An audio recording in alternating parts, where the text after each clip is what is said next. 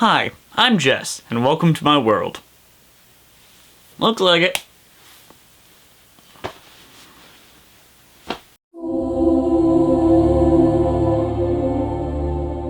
Here's a new spin-off show where I talk about film adaptations of stage shows. I'm starting this show because I have much to say about film adaptations in my reviews of musicals, but I can never figure out where to put them in the review.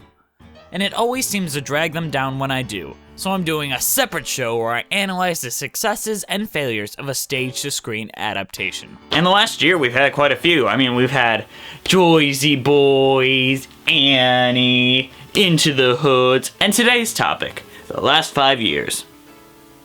The Last 5 Years began as an off-Broadway stage musical in 2002, based on the first marriage of composer Jason Robert Brown.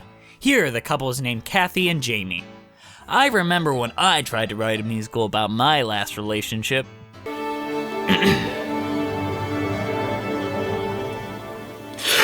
you fucking bitch! You left me for a Wendy's waiter! However, in the last 5 years, Jason Robert Brown added a mystery element by having Jamie's story told chronologically and Kathy's backward. This leads us to ask questions like, why the fuck that bitch crying? Why the shit did he leave her? And how the cunt did she get that watch? It's a clever way of taking an extremely formulaic story and making it far more interesting than beforehand. The show originally starred Norbert Leo Butz and Sherry Renee Scott. Since its original premiere, the show has been performed in many colleges and theaters around the world from Germany to Greece. The show even saw a revival in 2013 starring Betsy Wolfe and Adam Cantor. In 2012, it was announced that a film adaptation of the show would be made. And then it was made!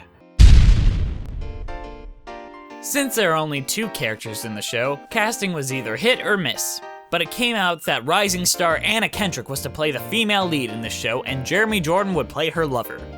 Both actors are extremely qualified for their respective roles, Jordan being fresh off of Broadway's Newsies, and Kendrick already having a Tony nomination from when she was in her preteens. Both of our cast members are great choices. However, Anna Kendrick is a little too brown in the hair to be a Shiksagotti. Oh. Well, everything's fine then. The movie was filmed in summer of 2013, all over New York. It wrapped in 21 days. However, the film had no means for distribution, leading to the movie to be shopped from festival to festival for nearly 2 years until Radius picked up the film for a February 2015 release. Now it's time for me to talk about how I actually felt about this movie. Okay, let's find... Oh. There's no DVD in here. I guess this was only released on Amazonia.com and iTunes. What a world we live in.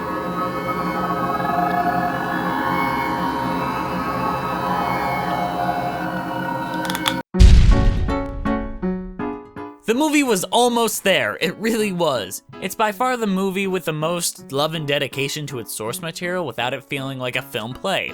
However, it has some fatal flaws. Let me start by saying it has 2 amazing actors in the main roles. I've always loved Anna Kendrick since I first saw her in 2009's Up in the Air.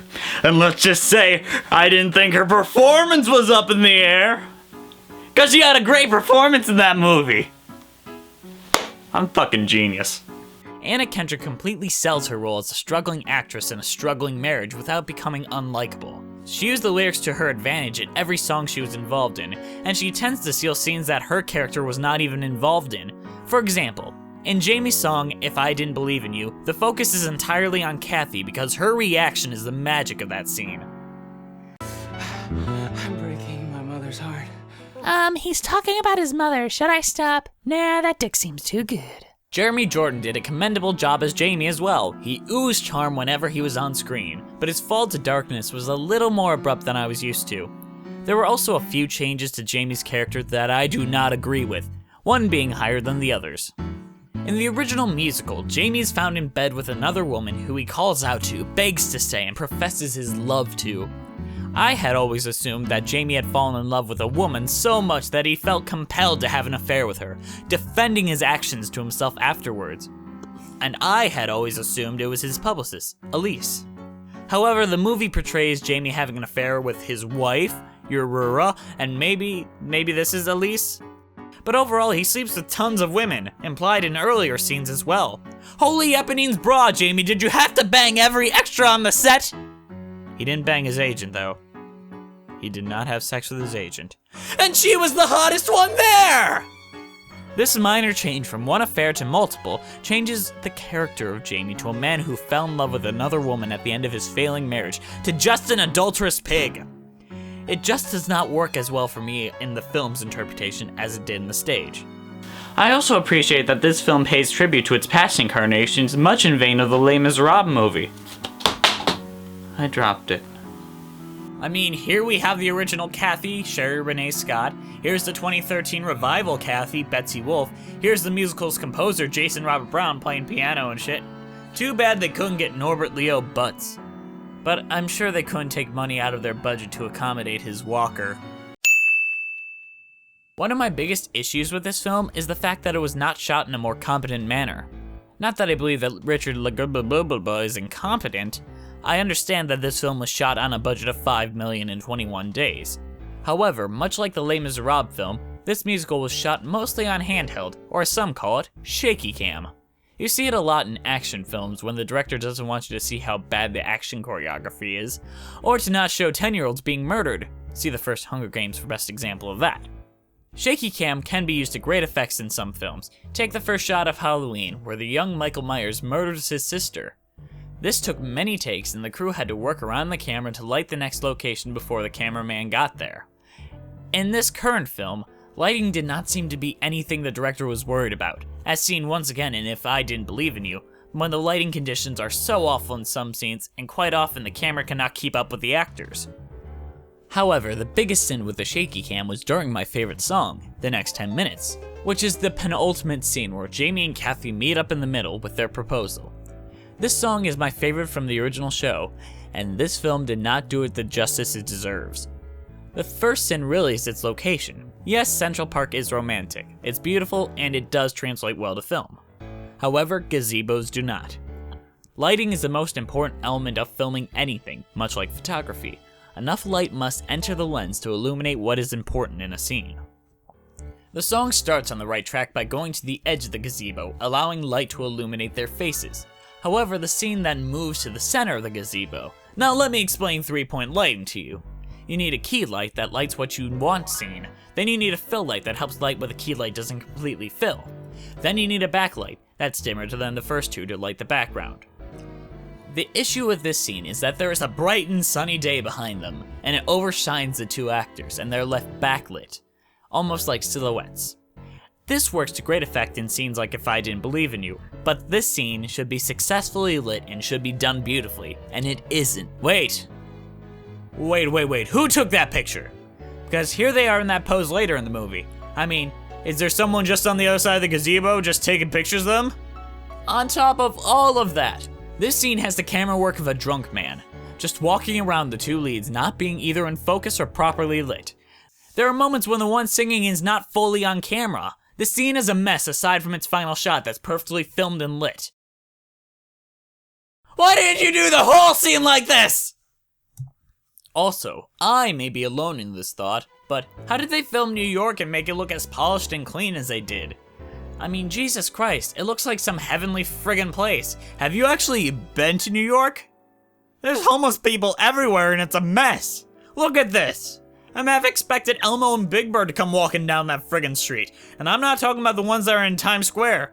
Don't hug them, it's a trap, really, it's bad, don't hug them. Also, it's worth mentioning that almost every song ends with panning up to the New York skyline or the sky itself. Why? Who knows? We don't need to know that much about the sky. I know what the sky looks like. Now, I came into the movie knowing the plot and story of the original musical very well, and I was aware of the two chronologically different story. It's easy to tell a story like that on stage because they hand out playbills that explain the plot to the audience, like a little book of Wikipedia. In movies, you don't get those, and I feel the movie could have done a better job executing the story.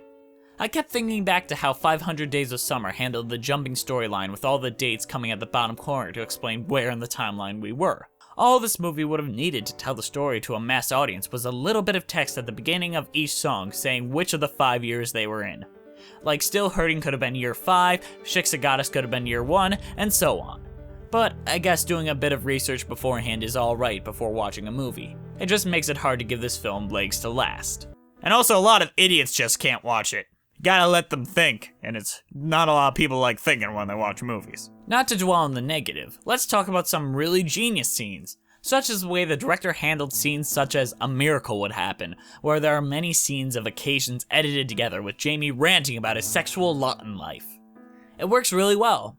Also, the theatrical running from past women Jamie knew during Shiksa is great for this film, and it was just perfect. I love it. Also, the Shmuel song, which is one of my favorite segments from the original show, where Jamie tells a story to cheer up Kathy. However, I always thought the setup was a little odd on stage. What girl would just sit there patiently while a made-up story is being told to them? I thought the only way to get around this would be to create an animation of the story, or film it in a separate location. But Jamie and Kathy interacting with one another throughout the story are by far the cutest and most genuine moments in the movie's interpretation of their relationship. That was pretty long, but it was fun. It's adorable and realistic. I love it. I love this edition. There are also little things that added to the characters that couldn't be expressed on stage, like Kathy's craft work and watching it slowly come together. This shows though they handle their creativity in different forms, Kathy is a creative person as well. Also, Jamie wears boxer briefs, so he knows true comfort. Also, the orchestration is really amazing. The original show had a very small orchestra and little to no percussion. You don't have to get a haircut. You don't have to change your shoes. You don't have to like Duran Duran, just love me. Can we have a drum in here, please? You don't have to get a haircut. Thank you. Oh, it's beautiful. You don't have to change your shoes. You don't have to like Duran Duran. Good job, A+. just love me. Overall, this was the best film I could ever ask to get of this musical. In all honesty, I'm just happy that we finally have a visual way to show this musical to others. I hope this will lead to more independent films based on musicals, because they can be cheaply made. We don't need a big budget to tell these stories. And I hope this is starting a new precedent. The direction gets a 4 out of 5. Cinematography, 2 out of 5. Acting, 5 out of 5. Orchestration, 5 out of 5. And overall, this adaptation gets a 4 out of 5. That was pretty long, but it was fun. Really hope this film does well and opens doors to a completely new way of seeing musical theater on film. I'm very happy this movie exists, and I recommend that you go see it. Go out and buy it on VHS or the Blu-ray, or even a Laserdisc. I don't know what kids watch anymore. Now, what would you like to see me review on the next stage to screen? Your choices are Evita, Into the Woods, or Blaney. Got 3 choices. Maybe I'll get around to doing them, you never know. I'll probably just pick whatever I want in the end.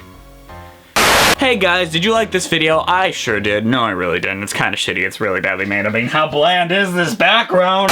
If you did enjoy this video, I highly recommend you go down in those links below, click that little Facebook link and like that page. There you go, that little Twitter link. Follow me. I say a couple stupid things every now and then. And then you can go on my Tumblr and just like what I reblog, because I reblog some funny things. I saw a pug the other day. I love me some pugs. Look at that pug. You're a cute pug. And also, you should buy yourself the last 5 years on the Blu-ray and look at all the Chinese shit on the back. I dropped it.